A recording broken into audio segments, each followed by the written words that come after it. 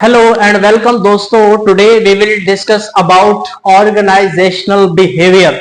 Organizational behavior. According to the great analyst in organizational behavior, Sir Stephen P. Robbins. Sir Stephen P. Robbins. Sir Stephen P. Robbins. OB is a field of OB is a field of study that we will investigate the impact of individual group and structure. Individual group and structure.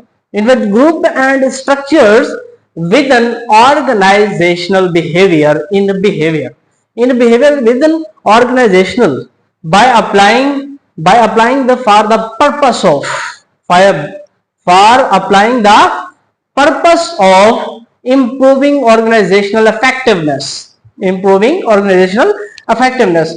we will discuss organizational behavior. What is organizational behavior?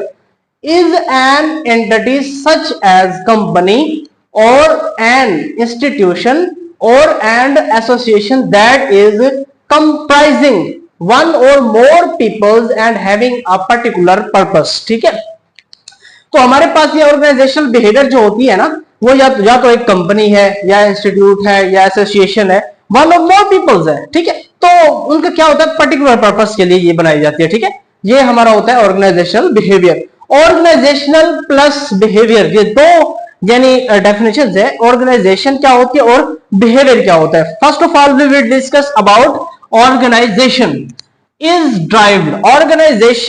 derived from the Greek word organon,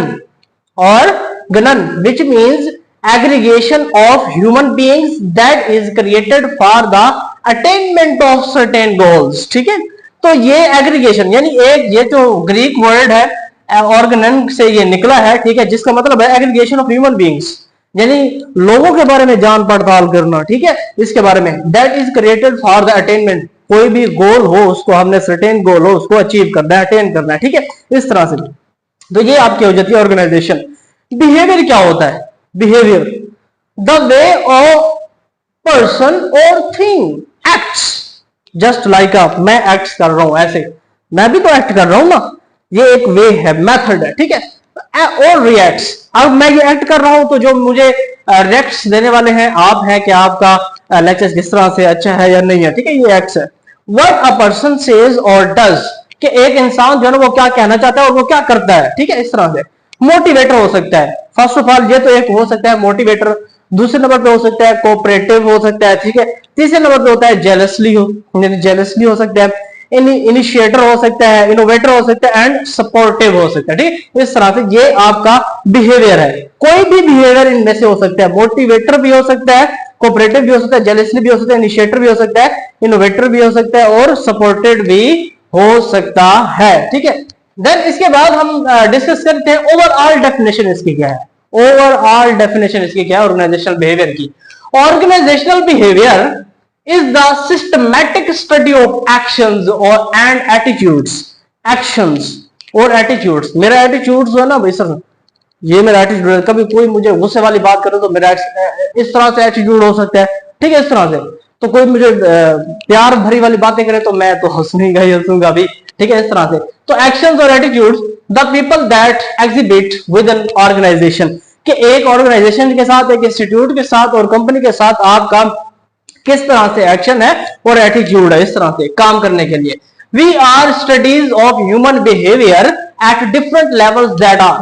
हम इन organisational behaviour में human behaviour के different levels को क्या करते हैं, study करते हैं. वो कौन कौन से हैं? Individual levels. First of all individual levels है, यानी अलग अलग हम एक जो भी कंपनी में कोई एम्प्लॉय काम कर रहे होते हैं तो उनको इंडिविजुअल लेवल्स पे क्या करते हैं, हम स्टडी करते हैं ह्यूमन बिहेवियर्स की. ठीक है, इस तरह से. ग्रुप लेवल यानी कोलैबोरेटिवली विद टीम के साथ हमने क्या करना है, एक कंपनी ऑर्गेनाइजेशन क्या करना है, ग्रुप के साथ उनकी क्या करनी है, ह्यूमन स्टडी करनी है. ठीक है, बिहेवियर देखना है. ऑर्गेनाइजेशनल लेवल, यानी ऑर्गेनाइजेशन एक इंस्टीट्यूट का लेवल क्या होता है, एक डायरेक्टर सीईओ का लेवल क्या है, ठीक है। इस तरह से ऑर्गेनाइजेशन एक पूरी है तो उसका उसके साथ एम्प्लॉय के साथ किस तरह से वो रिलेट करता है, क्या है उसका लेवल, ठीक है। इस तरह से ऑर्गेनाइजेशन लेवल कि एक ऑर्गेनाइजेशन क्या करती है विद अनदर ऑर्गेनाइजेशन के साथ किस तरह से वो अपना बिहेवियर रखती है, ठीक है। एक ऑर्गेनाइजेशन होती है वो ऑल ओवर द वर्ल्ड होती है, वो इंडिविजुअल भी हो सकते हैं, ग्रुप की फॉर्म में भी हो सकता है, ठीक है। तो इस तरह से ये हो सकता है। अगर ये देखें इस तरह से ये होता है कि इसकी जो हम प्रिसाइजली तरीके से अगर डेफिनेशन देखें तो ऑर्गेनाइजेशनल बिहेवियर की वो इस तरह से है कि it is a study that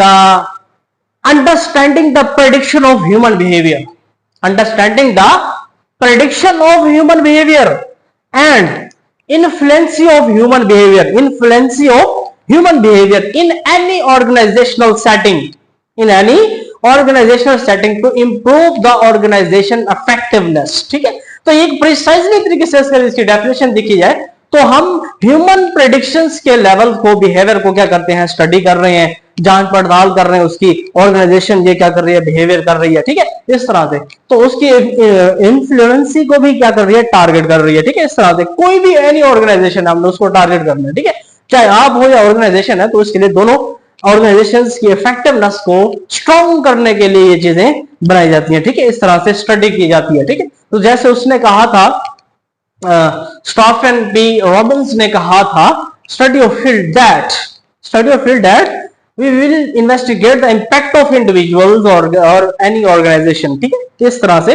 इसको इंप्रूव करने के लिए हम क्या करते हैं, ऑर्गेनाइजेशन बिहेवियर की स्टडी करते हैं, खास तौर पे पर्टिकुलरली ह्यूमन बिहेवियर की, ह्यूमन बीइंग्स की, ठीक है। अगर मैं ये मेरी वीडियो आपको बहुत ही पसंद आई हो तो प्लीज लाइक, सब्सक्राइब और फॉलो, कमेंट करना ना भूलिएगा।